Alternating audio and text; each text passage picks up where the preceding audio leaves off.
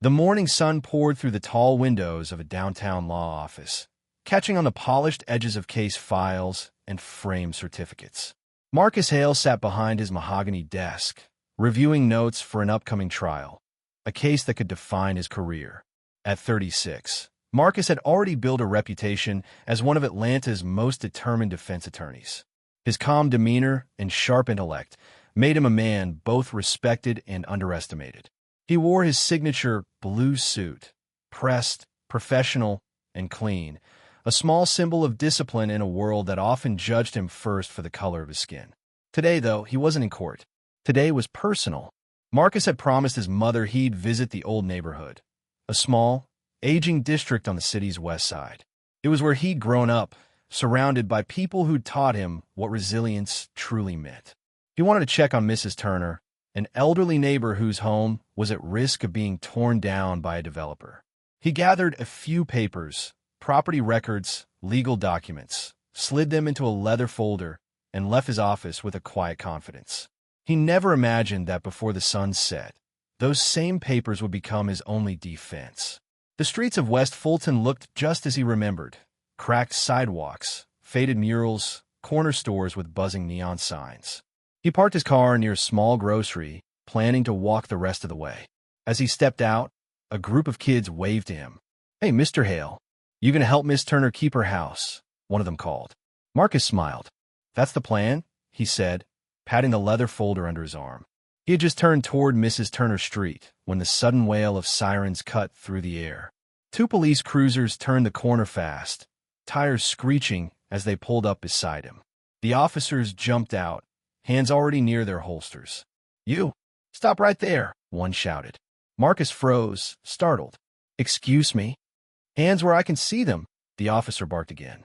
Confused but compliant, Marcus slowly raised his hands. "Officer, what's this about?" "Don't move." The second officer circled behind him. Within seconds, cold metal cuffs clicked around Marcus's wrists. "Wait, what's going on?" "I haven't done anything." "Sure you haven't," one officer said with a smirk. "We got a call about a suspect matching your description. Tall black male, blue suit, seen leaving the scene of a robbery 10 minutes ago." Marcus's mind raced. A robbery? He had just arrived. He tried to stay calm. "I'm an attorney," he said steadily. "My ID's in my jacket pocket." But the officers weren't listening. One of them grabbed his wallet roughly, flipping it open, glancing at the bar association card without reading the name. "We'll sort this out at the station," he muttered. A small crowd had started to gather, phone cameras out, murmurs spreading. Marcus could feel the weight of every stare. He'd defended men in moments like this. He'd stood in courtrooms arguing for justice, citing rights and procedures. But standing here with his wrists bound and his voice ignored, the law suddenly felt very far away. They pushed him into the back seat of the cruiser. The door slammed shut with a metallic finality. Through the glass, he could see his folder, the one with Mrs. Turner's papers, lying forgotten on the sidewalk. Inside the car, his pulse thudded in his ears. He tried to steady his breathing. "Stay calm, Marcus. You know how this goes. You've told clients the same thing. Cooperate, stay quiet, wait for your moment." But this wasn't theory. This was real.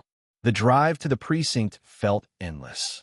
The radio crackled with chatter, and the officers spoke to each other in clipped tones. "Think he's the guy?" one asked. "Matches the description," the other replied. "Blue suit, dark skin, same area. We'll see what the witness says." Marcus wanted to speak up, to tell them they had the wrong man, but something stopped him. Maybe it was the futility. Maybe it was the quiet ache of knowing how often explanations didn't matter. When they arrived, he was escorted inside, past curious stares from other officers and civilians. They sat him in an interrogation room, a cold, gray box with a single metal table and buzzing fluorescent light. He looked down at his wrists. The cuffs had left faint red marks. He couldn't help but think of his mother. How proud she was of the son who had made it. The son who wore suits and fought for justice. What would she think if she saw him now? Across the glass window, a detective entered the observation booth. "Who's this?" he asked. "Suspect in the West Fulton robbery," the arresting officer said. "Found him near the scene. Said he's a lawyer." The detective raised an eyebrow. "A lawyer?" "Right. He grabbed a file. Let's see if the victim can ID him. Inside, Marcus sat alone, hands clasped, eyes steady. He had built his career on evidence, reason, and truth. But right now, the truth felt trapped, just like he was. And as the door handle turned again, he didn't know that the next few hours would test everything he believed about the law and about himself. The door to the interrogation room creaked open, and a detective walked in, tall, mid-40s, wearing a gray suit that had seen better days. He carried a file in one hand and a paper cup of coffee in the other. "Marcus Hale?" "Huh," he said flatly, setting the file on the table. "You claim you're a lawyer." Marcus looked up, calm but guarded. "I don't claim, detective. I am one. My ID should confirm that." The detective gave a dry chuckle. "Yo, anyone can print a fancy business card these days. I've seen better fakes." Marcus exhaled slowly. "I'm an officer of the court. You can call the Atlanta Bar Association right now and verify it." The detective ignored him, flipping open the file. "Here's what we got. Armed robbery at a convenience store on 5th and Auburn. 2 suspects. Witness says one was wearing a blue suit. You were 3 blocks away, looking nervous, matching the description." "Nervous?" Marcus asked, disbelief creeping into his voice. "I was walking to visit a client."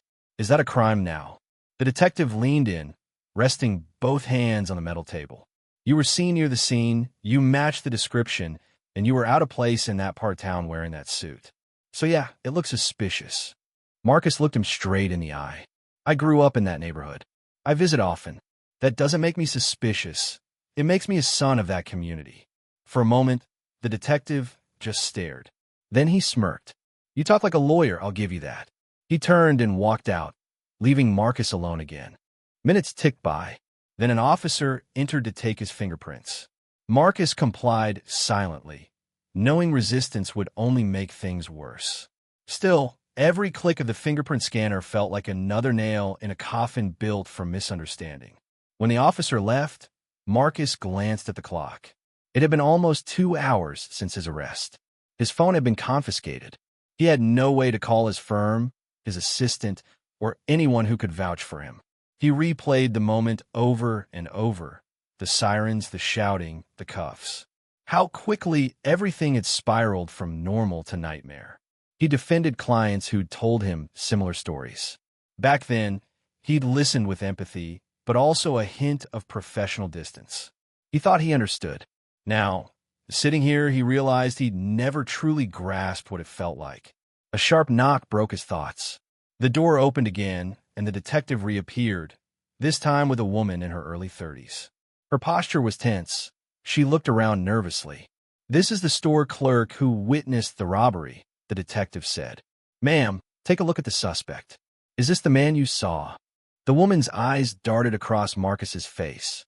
She frowned, hesitated. I don't know. It all happened so fast," she said. "He kind of looks like him, but the guy had a mask."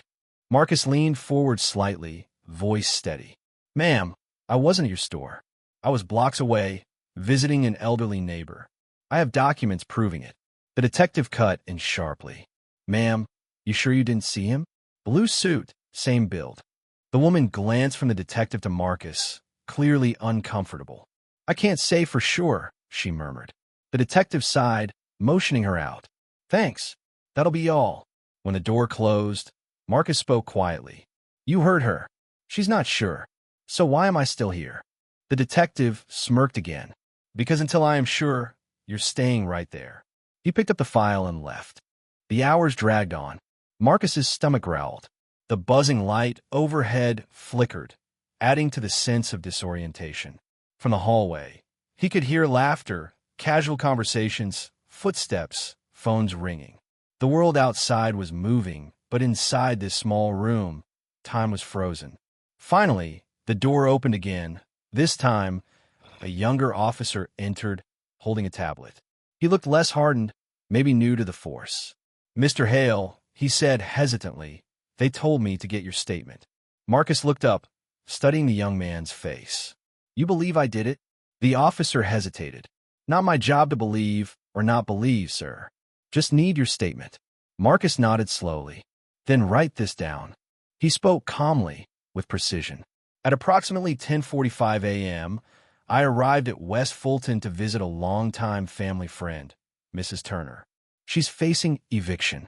I intended to review her property papers, which were in a leather folder that your officers left on the sidewalk when they arrested me. If you recover that folder, you'll see the documents inside. The young officer typed silently. Marcus continued, I have no connection to the robbery. I'm a licensed attorney with the Georgia State Bar. My firm is Hale and Anderson, downtown. You can confirm my credentials within minutes. The officer nodded slightly, almost respectfully. I'll note that. When he left, Marcus sat back, exhausted. He whispered under his breath, the law protects the innocent, doesn't it? Meanwhile, in the precinct hallway, the young officer hesitated before handing over the tablet to the detective. Sir, maybe we should check his story, he said cautiously. If he's really a lawyer, this could blow back on us. The detective waved a dismissive hand. Relax, kid. We've got procedure to follow. If he's clean, he'll walk. If not, we'll know soon enough. But his name, Marcus Hale, it sounds familiar, the young officer insisted. I think I've seen him on the news before. Some big trial last year. The detective frowned. You watch too much TV. He took the tablet and went back into his office. Inside the interrogation room, Marcus rested his head in his hands. For the first time in years, he felt powerless. He thought about his clients, men and women who had sat in this very position, hands cuffed, eyes pleading for someone to believe them. He remembered the words he'd used to reassure them. Trust the system. It's built to find the truth. But right now, the system felt blind. The door opened again. This time, it was the younger officer. He slipped in quietly, holding something. Marcus looked up. I found your folder, the officer said, setting it on the table. It was still on the sidewalk. Marcus's relief was visible. Thank you. The officer nodded, then lowered his voice. Sir, I looked inside. Those are legal documents. You weren't lying. Marcus gave a tired smile. I told you. I'm not the criminal here. I believe you, the officer said softly. But I'm not the one making decisions. Before Marcus could respond, the detective stormed in. What's this? He snatched the folder off the table. Evidence, Marcus said, of my innocence. The detective flipped through the papers impatiently. These don't prove where you were at 10:45. They prove who I am, Marcus countered. And that should matter. The detective glared at him for a long moment. We'll see about that. As the evening light faded outside, Marcus was left in the dim glow of the interrogation room. He'd been detained for nearly 8 hours. No formal charges. No phone call. Just silence and waiting. At last, the door opened again, and the younger officer returned, looking uneasy. Mr. Hale, he said quietly, the precinct chief wants to see you. Now. Marcus frowned but stood. They walked down the hall together, past curious stares and whispers. The moment the handcuffs clicked open, the air in the room shifted. The detective, now pale, his confidence draining away, stood frozen beside the desk. The precinct chief's face was grave, the kind of expression that only came when a man realized his system had failed. Marcus said nothing for several seconds. The silence hung heavy, like a courtroom waiting for a verdict. Finally, he spoke. His tone was calm, but his words carried the quiet force of authority. Chief, I'd like to retrieve my belongings and leave. I've been detained unlawfully for over 8 hours.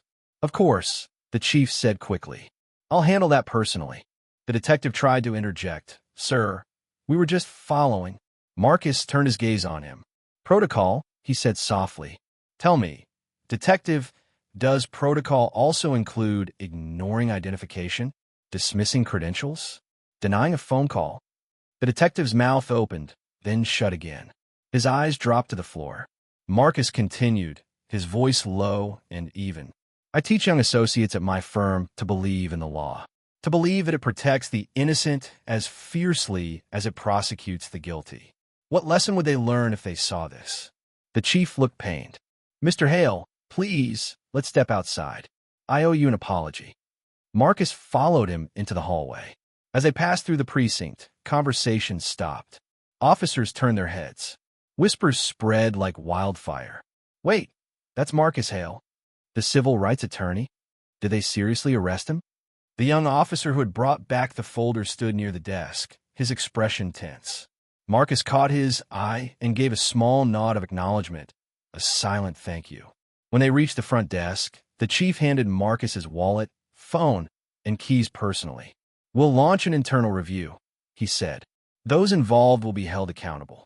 When they reached the front desk, the chief handed Marcus his wallet, phone, and keys personally. "We'll launch an internal review," he said. "Those involved will be held accountable." Marcus slipped his phone into his pocket. "That's good to hear, Chief. But accountability isn't the same as understanding." The chief looked confused. "What do you mean?" Marcus turned, glancing around at the watching faces, some embarrassed, some defensive, others quietly remorseful. He spoke loud enough for everyone to hear. "I mean that what happened to me today isn't just about procedure. It's about perception. You saw a man in a blue suit, but you didn't see a lawyer. You saw a color, not a person. And until that changes, all of this will keep happening." His voice didn't rise. It didn't need to. The truth carried its own weight. The room was utterly silent. The young officer shifted uncomfortably, then spoke up. "Sir, for what it's worth, I believed you." Marcus gave him a faint smile. And that belief, that instinct to look deeper, that's where change starts. He turned to leave, but the chief stopped him. "Mr. Hale, please, is there anything we can do to make this right?"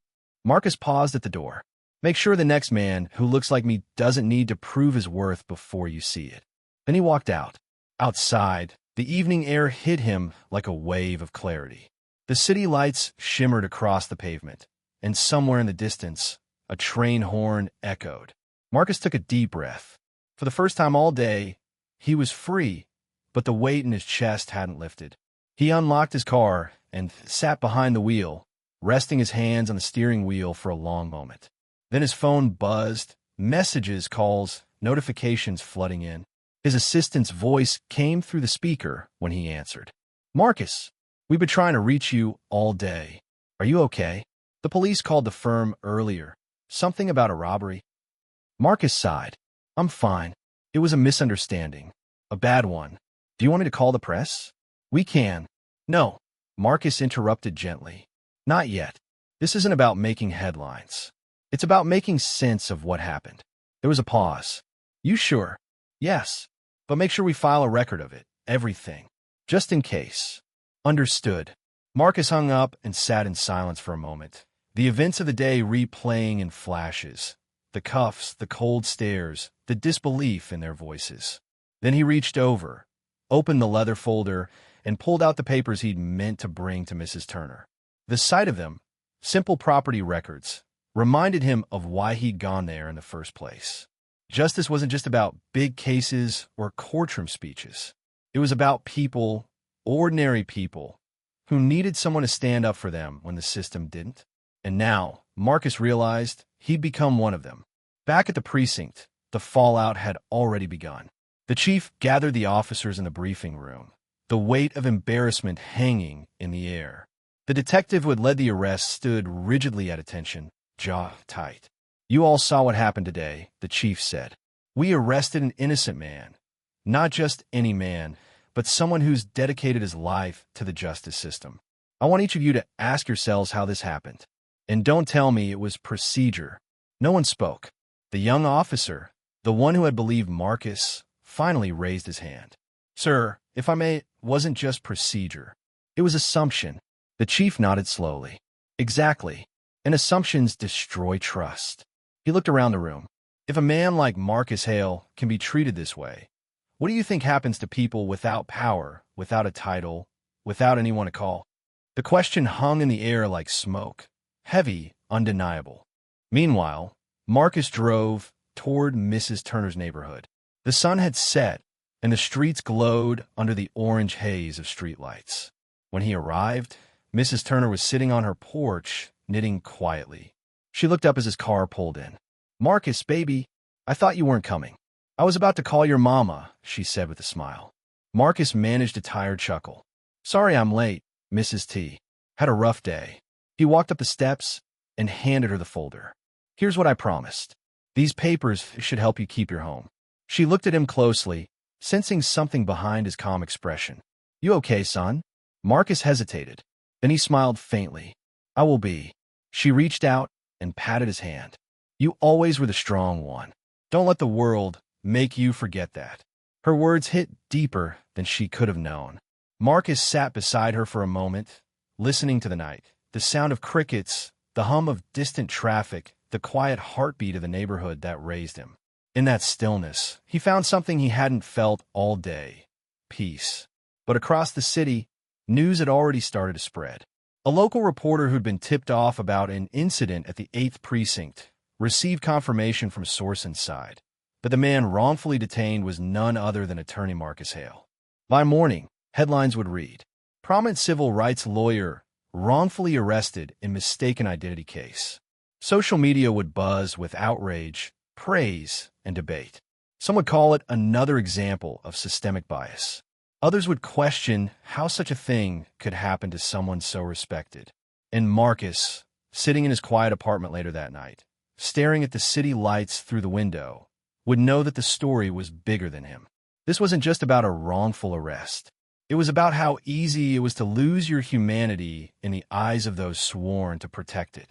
Morning lights spilled across Atlanta like a quiet apology. The city looked unchanged, yet for Marcus Hale, everything felt different. He hadn't slept much. His phone had buzzed through the night with calls from journalists, colleagues, and friends who couldn't believe what they'd seen on the morning news. When he finally looked at the headlines, the story was everywhere. Prominent attorney wrongfully detained by police. Civil rights lawyer becomes victim of same injustice he fought. His face filled the screens, framed by bold captions and looping footage of him leaving the precinct in that same blue suit. Reporters stood outside his office, cameras ready, waiting for a statement. Inside, his assistant paced nervously. "Marcus, everyone wants to hear from you. CNN, local stations, online networks. What do you want to do?" Marcus set down his briefcase and stared at the floor for a long moment. "No outrage. No shouting match," he said softly. "We tell the truth. Nothing more, nothing less." That afternoon, he held a brief press conference outside the courthouse. The same courthouse where he'd defended countless clients now stood behind him, gleaming in the sunlight, a symbol of justice and its imperfections. Microphones clicked on. Questions flew fast. "Mr. Hale, how does it feel to be on the other side of the law? Will you file charges against the department? Do you think this incident exposes systemic bias?" Marcus raised a hand gently. The crowd quieted. "I appreciate your concern," he began. His voice carried steady and clear across the plaza. "Yesterday I was detained because I fit a description, because I looked like someone else. It was a mistake. But the mistake isn't mine alone to bear. It belongs to a system built on fear instead of fairness." He paused, letting the silence settle. "I'm not here to condemn. I'm here to remind. Justice is not a badge, or a courtroom, or a title. It's how we see one another when the world isn't watching." Cameras flashed. People nodded. The clip would play across networks all evening, but Marcus didn't linger to watch. He'd said what he needed to say. Days turned into weeks. The city talked, then moved on, as cities do. But inside police precincts across Atlanta, Marcus's story became part of the training curriculum. Recruits watched the footage and discussed what had gone wrong. The assumptions, the rush, the blindness that came from bias.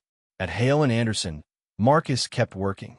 He took on more civil rights cases than ever before, representing people who'd been ignored, dismissed, or misunderstood. Clients walked into his office not just seeing a lawyer, but a man who had felt what they'd felt.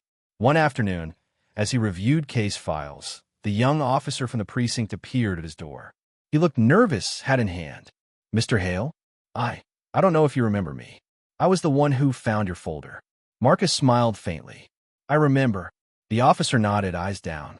"I wanted to apologize, not just for what happened, but for what I didn't do sooner. I should have spoken up. I'm in community relations training now. Because of it, I'm trying to do better." Marcus stood and extended his hand. "That's all any of us can do, Officer Reed. Learn. Do better." They shook hands, two men from opposite sides of the same system, both changed by a single day. Months later, Marcus visited his mother in her modest home on the edge of town. The smell of cornbread and coffee filled the kitchen. "I saw you on TV again," she said with a proud smile. "You spoke real good, but I wish you didn't have to go through all that." Marcus sat across from her, stirring his coffee. "Sometimes life makes us walk through the fire, just so we can show others the way out." She reached across the table and squeezed his hand. "Just don't let the fire burn you, baby." He smiled. "I won't, Mama." That evening, Marcus drove back through the city as dusk fell. He stopped at a red light near the same intersection where the sirens had blared months before. For a moment, he just watched the world move, the people crossing, the hum of traffic, the distant laughter. He looked at his reflection in the rearview mirror. The same man, same blue suit, but now there was something different in his eyes. A deeper calm, a harder truth. He whispered to himself, "They saw a suspect. I'll make sure the next man they see in this suit looks like a symbol instead." The light turned green. He drove on,